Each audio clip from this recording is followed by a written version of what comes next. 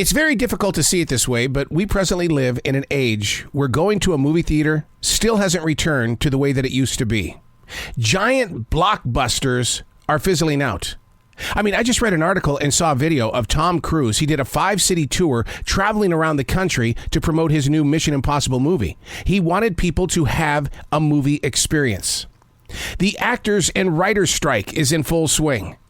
Even our binge-watching desires are going to sit there in front of that flat-screen TV, and in the months ahead, we're going to go, whoa, there's nothing on, because they're on strike.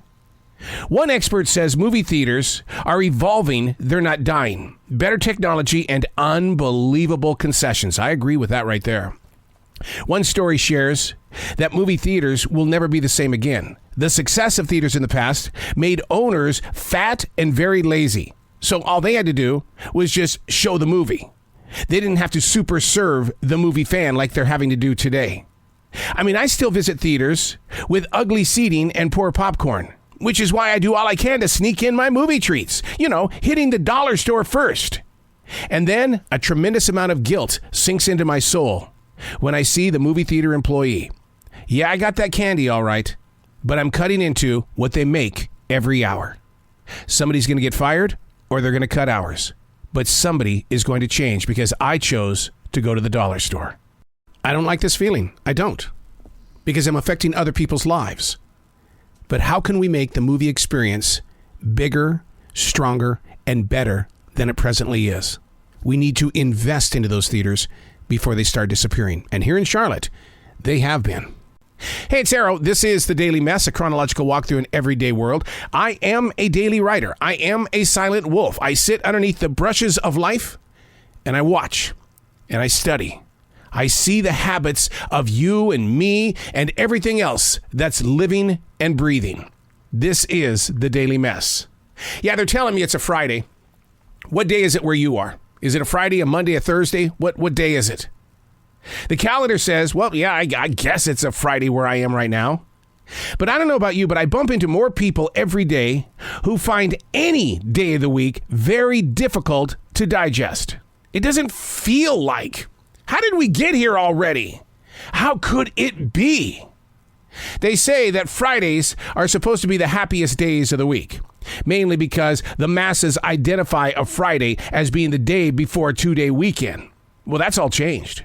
Millions of people are now working 2 to 4 jobs a week, part-time jobs, because nobody wants to give you a full-time opportunity.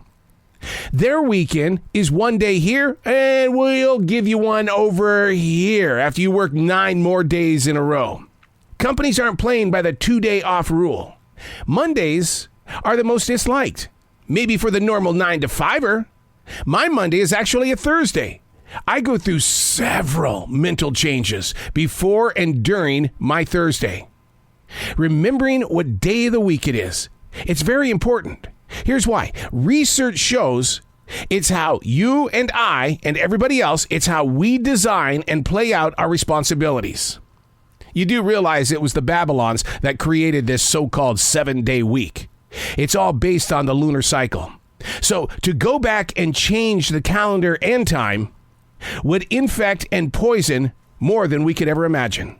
We're just too deep into what we think is a pain in the ass. The days of the week, the time on the clock. How do you deal with those mental moments?